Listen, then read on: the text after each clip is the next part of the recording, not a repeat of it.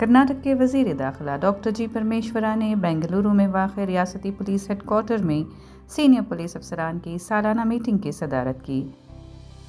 इस इजलास में पुलिस महकमे की कारकर्दगी का जायज़ा लिया गया और अमन व अमान से मुतल्लिक़ इक़दाम पर गौर किया गया।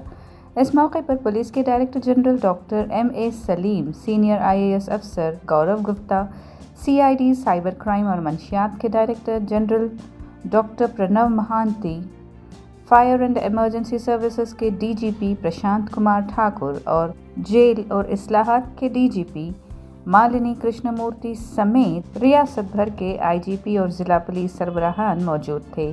डॉक्टर परमेश्वर ने दीगर रियासतों में इस्तेमाल की जा रही पुलिस टोपियों का भी जायज़ा लिया ताकि कर्नाटक पुलिस को जदीद खतूत पर इस्तवार किया जा सके।